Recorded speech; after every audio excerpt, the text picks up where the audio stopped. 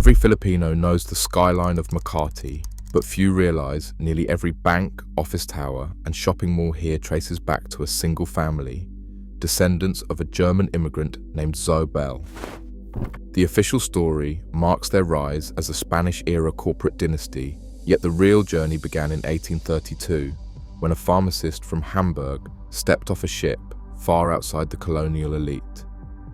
What transformed a foreign outsider into the architect of a $10 billion empire that now controls land, banks, and much of the nation's infrastructure? To answer that, we have to start at the moment when one man's name changed, forever altering the fate of an entire country. In 1832, a ship from Hamburg docked at Manila's busy port, carrying a passenger listed in European records as Johannes Andreas Sobel. His arrival did not draw headlines, but municipal business ledgers from the following years record a new name, Johannes Andreas Sobel, Pharmacist. Within 2 years, the Manila Municipal Registry issued a license for Botica Zobel at Calle Real 28 in Intramuros, the first documented chemical laboratory and pharmacy in the city.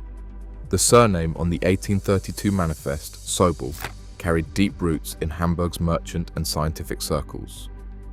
Family genealogies and later business histories point to a line of German apothecaries, with Sobel's wife, Cornelia Hirsch, joining him on the journey. Their son, Jacob Hirsch Zobel, would appear in later parish and civic records, but in these first Manila documents, it is Johannes who stands as the founder. Botica Zobel quickly established itself as a reputable supplier of medicines and chemicals, serving both colonial officials and local residents. The 1834 Calle Real license, preserved in Manila's municipal archives, lists Zobel as proprietor, an unusual foreigner in a trade tightly regulated by the Spanish authorities. The spelling shift from Sobel to Zobel reflected more than a linguistic adaptation. It marked a deliberate step into the Spanish colonial world, where integration meant survival and opportunity. No Manila record from these early years directly labels Johannes Andreas as Jewish or Protestant. The Hamburg State Archive holds parish entries for Sobel and Hirsch families, with some researchers noting Protestant baptisms, while others point to the Jewish resonance of the original surnames. Yet in Manila's business books, only the act of commerce is noted, a foreign pharmacist, newly licensed, opening his doors on Calle Real. The foundation of Botica Zobel in 1834 set the family on a path that would eventually intersect with the Spanish elite. But at this moment, the evidence is simple and irrefutable. A Hamburg name on a passenger manifest, a Manila license for a pharmacy, and the first appearance of Zobel in the city's official records. The question of identity, Jewish, Protestant, or simply outsider, remains open, but the documentary trail leaves no doubt about where the dynasty began, with one man, one shop, and a new name inscribed in the ledgers of colonial Manila. On February 5, 1875, the parish registry of Manila recorded a marriage that would quietly alter the future of Philippine commerce. Jacobo Zangrones Zobel, grandson of the Hamburg pharmacist, stood at the altar beside Trinidad Roxas de Ayala, heiress to one of the most powerful Spanish Filipino families in the colony. Their union was more than a personal alliance. It fused two distinct worlds, the German outsider lineage, recently naturalized and commercially ambitious, and the entrenched Catholic elite whose roots traced back to the earliest days of Spanish Manila. The marriage certificate preserved in the archives of San Miguel Parish lists not only their names, but the signatures of witnesses drawn from Manila's merchant aristocracy. On that document, the Zobel name appears alongside the Roxas and Ayala clans, an official recognition of the family's entry into the colonial establishment. For Jacobo, who had mastered Spanish, German, and several other languages, the match offered more than social acceptance. It provided access to the Ayala family's vast land holdings, financial networks, and political connections, assets that were otherwise closed to foreign-born entrepreneurs. Within a year of the wedding, a new legal instrument was drafted, the Charter of Ayala Compania, signed in 1876. This partnership deed, stamped by the notary and entered into the city's corporate records, formalized the merger of capital and influence. The initial capital, drawn from both family branches, was invested in land, trading ventures, and the earliest utilities of colonial Manila. The signatories included Jacobo Zobel, Trinidad de Ayala, and key members of the Roxas family. Their signatures on the charter made clear that this was now a single commercial entity with shared fortunes and a unified strategy. The Ayala Compania Charter did more than create a business. It established a framework for estate control that would endure for generations. By tying property and partnership shares to family lineage and marriage, the deed protected the assets from partition and outside claims. This legal structure allowed the Zobel de Ayalas branch to consolidate control over land and investments that would later define the shape of modern Manila. From that day forward, the fortunes of the Zobel and Ayala names were inseparably linked, their combined influence woven into the legal and social fabric of the Philippines. In 1914, a notarial act was signed in Manila that would quietly define the fate of thousands of hectares south of the Pasig River. The document, recorded in the registry books of Rizal Province, was the legal petition of Hacienda San Pedro de Makati, a vast estate that had passed through the hands of the Roxas, Ayala, and Zobel families over the previous century. The notarial deed, prepared in Spanish as required by law, listed each heir and family branch and spelled out their claims to the land in precise terms. The full estate was measured at 1,616 hectares, a figure that dwarfed most other private holdings in the region. Each signatory, representing the Zobel, Roxas, and Ayala lines, appeared before the notary, their signatures and seals binding the agreement. The partition was more than a family settlement. It concentrated the Makati estate under the administration of Ayala Compania, the partnership that had grown from a trading house into a modern corporate entity. The Zobel de Ayalas branch, through this act, secured legal control over the land that would become the centerpiece of their future power. For the first time, the boundaries and ownership of the estate were mapped and registered, linking each parcel to the names that would later appear on city maps and property titles. The deed itself referenced earlier royal grants and colonial titles, but its force came from the signatures and the official stamp of the notary, transforming a loosely defined hacienda into a legally recognized asset, ready for the new century. This legal consolidation happened in the shadow of the American colonial government, which was pushing for cadastral surveys and formal land registration across the archipelago. The timing was critical. By locking in their claims before the full force of American land reform, the family shielded the estate from fragmentation and outside challenge.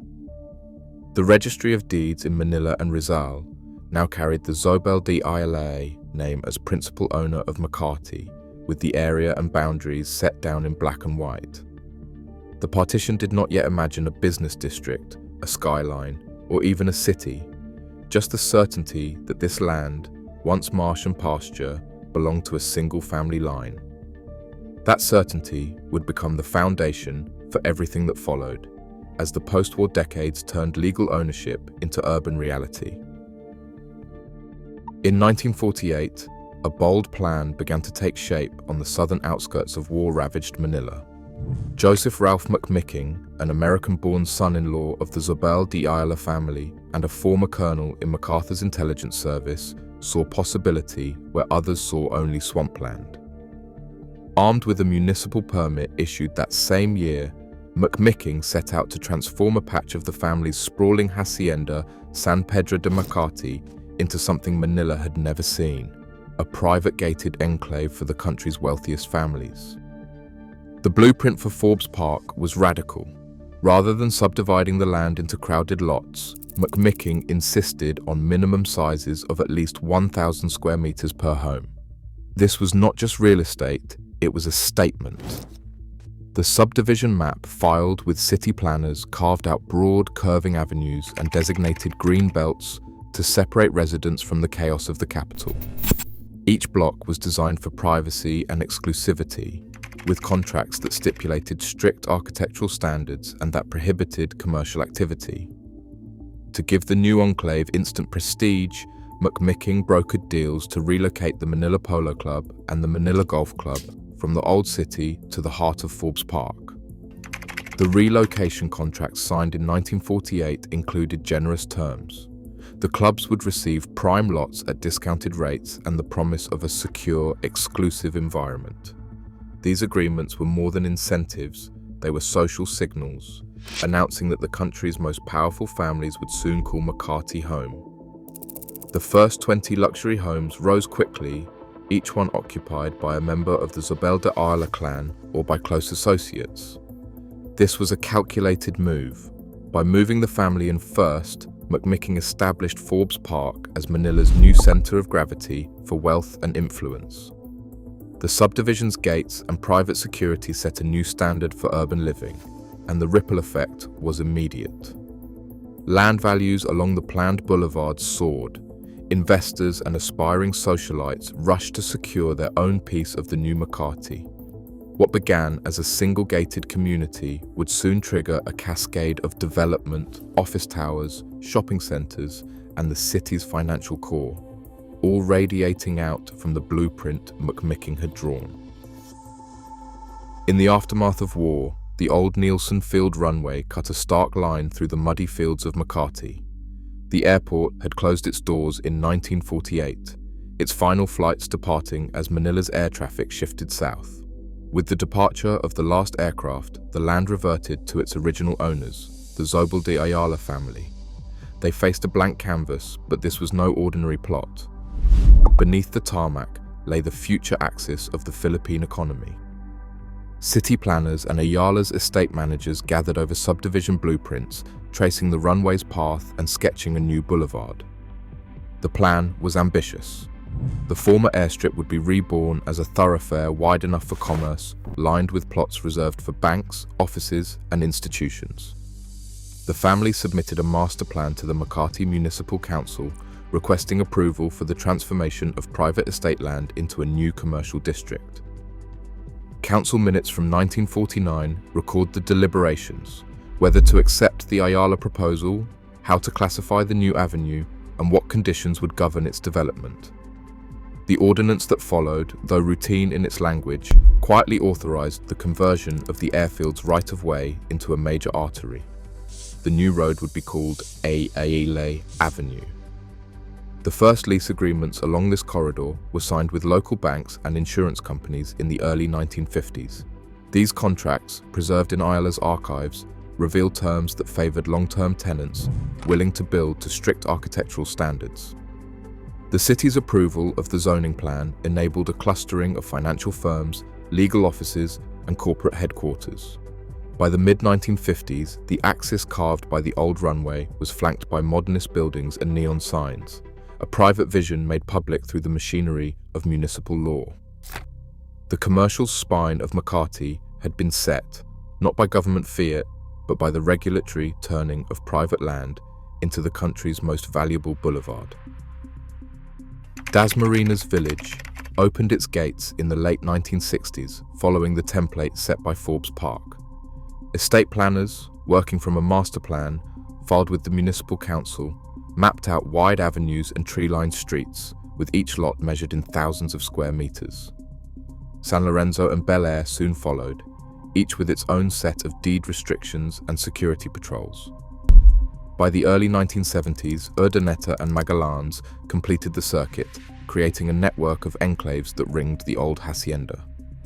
Each new village was more than a residential project, it was a private domain, governed by homeowners associations, insulated from the city's noise and congestion. The numbers tell the story. Makati's per capita GDP reached 1.78 million pesos, the highest in the country. The city's economic output, over 1.2 trillion pesos, or 5.4% of the national total, was anchored in these planned estates and the commercial spine that connected them. The land, once marsh and pasture, now yielded steady revenue streams from both property sales and long-term leases. Zoning maps, approved in a series of council sessions, locked in exclusive residential use for the villages and set aside prime frontage for offices, hotels, and retail. In 1972, a municipal permit authorized construction of Greenbelt, the first flagship mall on Ayala Land. The permit, listed in the city's development appendix, cleared the way for a new kind of urban centre where shopping, dining and leisure were woven into the fabric of private estates. Greenbelt's opening marked the moment when the estate model scaled vertically. Office towers and malls rose alongside the villages, feeding a cycle of growth that drew both capital and talent into Makati. The estate planner's approach was simple and relentless: control the land, dictate the use, and reinvest the gains. That strategy became the engine behind Makati's transformation. By the end of the 1970s, the Zobel de Ayalas group presided over a city within a city, its boundaries defined not by walls alone, but by the legal instruments and economic logic that turned private property into a platform for urban scale. On August 1, 1851, a royal decree from Madrid established El Banco Español Filipino de Isabel II in Manila, the first bank in the Philippines and the oldest in all of Asia. The original charter, signed by Spanish colonial officials and merchant elites, granted the bank the right to issue its own notes, a privilege that made it the de facto central bank for the archipelago. Early ledgers list deposits from the colonial treasury, local merchants, and foreign traders, all seeking a safe place for their wealth in a volatile colony. For over a century, the bank's fortunes rose and fell with the tides of empire, war, and revolution. Yet its doors never closed, not even during the destruction of Manila in 1945. By the late 1960s, the Zobel de Ayalas family saw an opportunity. In 1969, Ayala Corporation acquired a dominant shareholding in what was now called the Bank of the Philippine Islands, BPI. The shareholder register from that year records Ayala's block as the largest, eclipsing the old Spanish families and foreign investors. The acquisition was more than a financial investment, it was a strategic anchor. Control of BPI meant control of capital flows, credit, and trust in an era when the Philippine economy was opening to the world. Today, BPIE operates over 900 branches and 3,000 ATMs across the country, serving millions from small towns to the heart of Makati. Its total assets exceed 3.4 trillion pesos, making it one of the largest banks in Southeast Asia. The original charter, once displayed in a glass case at the head office, stands as a reminder of the institution's unique legacy. But it is the steady stream of deposits, loans, and investments that powers the wider Ayala Group. The bank's cash flow finances new ventures, underwrites risk, and provides the liquidity needed to expand into new sectors. In the Zobel de Ayalas empire, BPI is not just a trophy asset, it is the financial engine that makes everything else possible. In 1991, a new franchise code opened the door for competition in the Philippine telecommunications market. For decades, PLDT's landline monopoly had defined how Filipinos connected, but the rules were changing. Ayala Corporation moved quickly, forming a partnership with Globe Telecom, and by 1993, sealed an alliance with Singtel. This was not just a capital injection, it brought international technology and expertise at a moment when the country's appetite for mobile phones was about to explode. The strategy was clear: secure a congressional franchise, claim spectrum, and build a network that could rival the old guard. Internal corporate records from the early 1990s show Ayala's legal and strategy teams mapping the regulatory landscape, navigating franchise renewals, negotiating with the National Telecommunications Commission, and preparing for disputes over interconnection with PLDT. Each approval, each spectrum allocation, was a battle. Globe's congressional franchise, granted in 1991, became the foundation for its national rollout. By 1994, Globe began rolling out GSM mobile service, leapfrogging outdated analog systems. The partnership with Singtel brought not only funding, but access to global networks, technical know-how, and a playbook for scaling rapidly. Within a decade, Globe counted millions of subscribers, its cell towers rising across city skylines and rural landscapes alike. Regulatory filings from the late 1990s document heated disputes with PLDT over interconnection fees and network access, with the National Telecommunications Commission stepping in to enforce fair competition. Each ruling shaped the terms of the new mobile duopoly. Today, Globe stands as one of the two dominant carriers in the Philippines, every text and call passing through infrastructure rooted in that 1990s gamble. The Zobel de Ayalas family, once landowners and bankers, now control the digital lifelines of a modern nation. The leap from landlines to mobile was not just a business expansion, it was a calculated move that ensured the family's influence extended into the digital future. AC Energy, now known as ACN, stands as the Zobel de Ayalas family's answer to the Philippines' growing demand for clean, reliable power. In the far north, along the windswept coast of Ilocos Norte, the North Luzon Renewables wind farm turns gusts into energy. Each turbine's slow rotation feeds directly into the grid, and at peak, the site delivers 81 megawatts, enough to supply electricity to nearly 1 million Filipino households. This is not a single project, but part of a regional network that stretches from wind in the north to solar fields in central Luzon and the Visayas.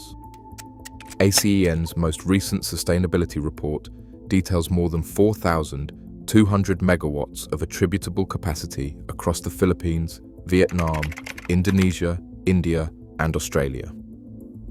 In the Philippines alone, the company's renewables portfolio covers wind, solar, and geothermal, reflecting a deliberate renewables strategy.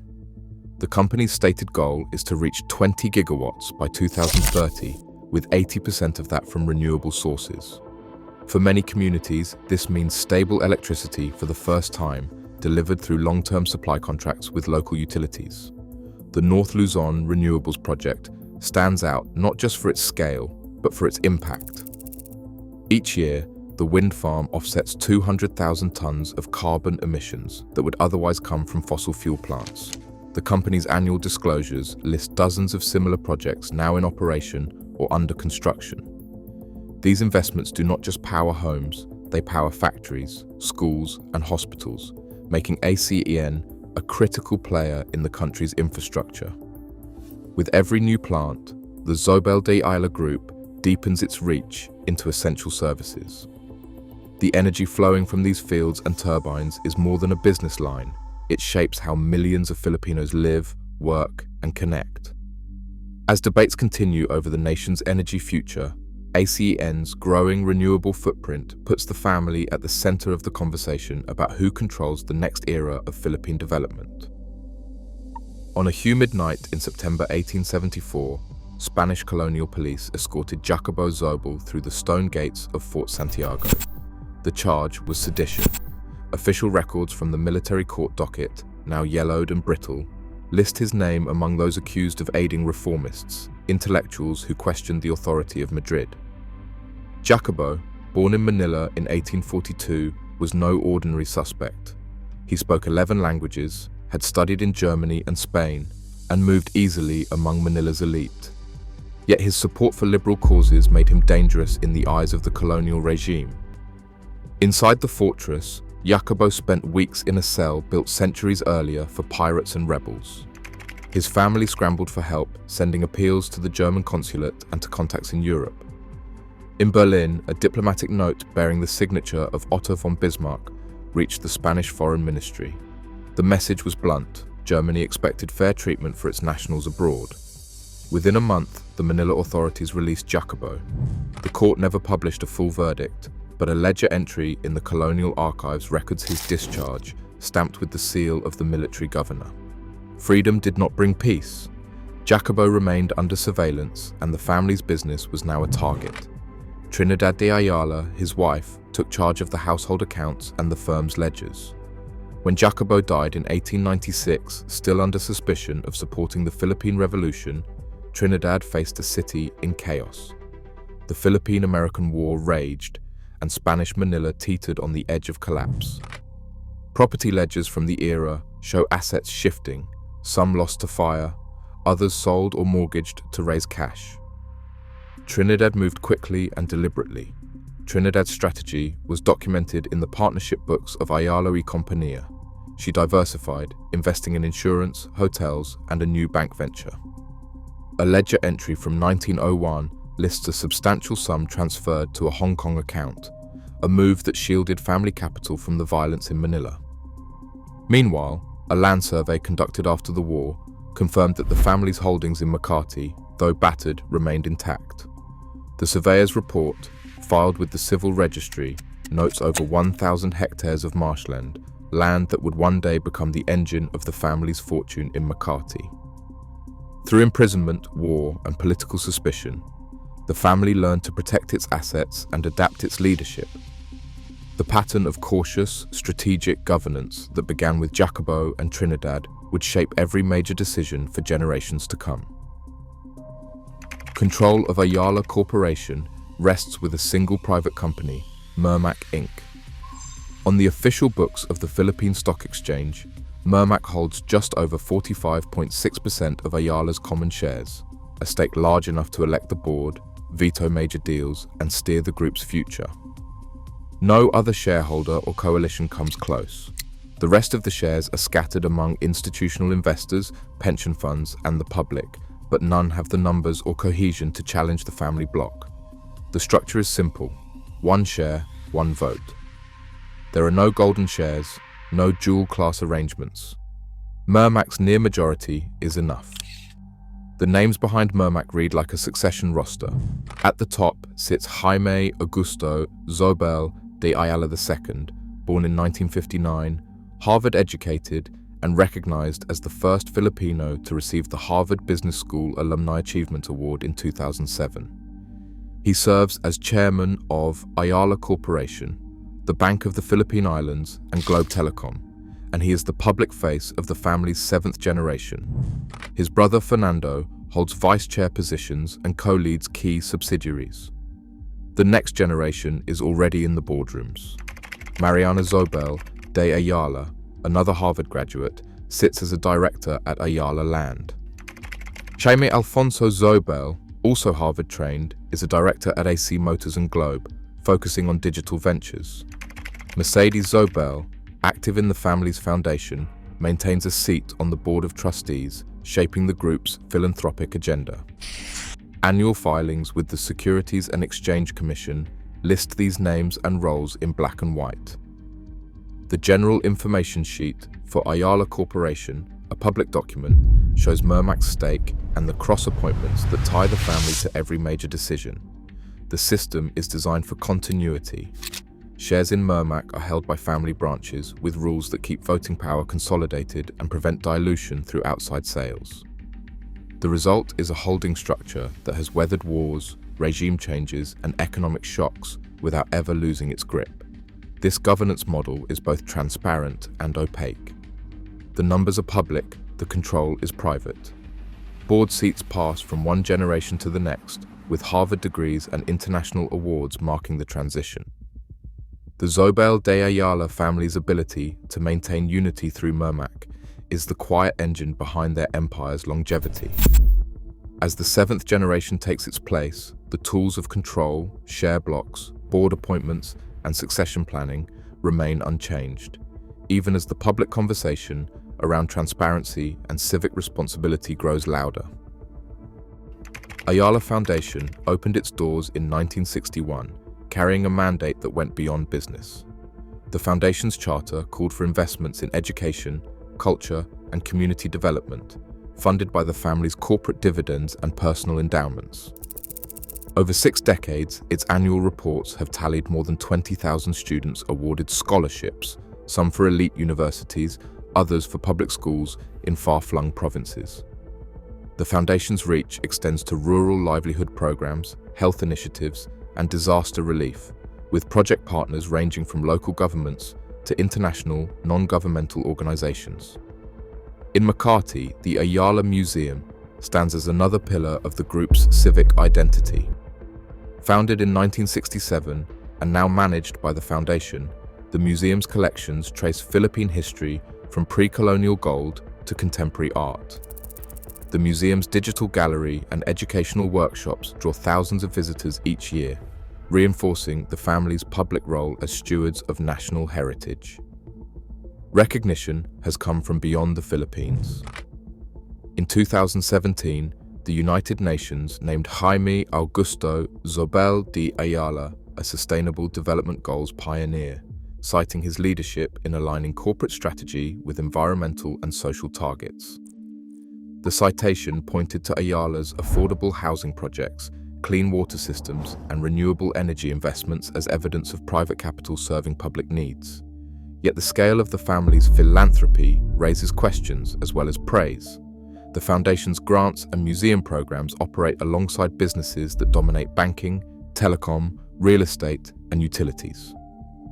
For many, the scholarships, art exhibitions, and social programs are tangible benefits, doors open for students, jobs created in new developments, cultural spaces preserved. But others ask whether such civic investments are enough to balance the concentration of economic power. When a single family funds classrooms, curates history, and shapes the skyline, the line between public service and private influence becomes harder to draw. The Zobel de Ayalas legacy is measured not just in pesos or buildings, but in the ongoing debate over who truly builds a nation and for whom. Today, the Zobel de Ayalas dynasty shapes how over 100 million Filipinos bank, connect, and live, often without ever knowing the faces behind the power. As the seventh generation steps in, decisions made in private boardrooms will ripple across the nation. In a country where opportunity and inequality collide, who controls the future matters more than ever. The next chapter is being written now, by those with both legacy and leverage. What would you build with that power?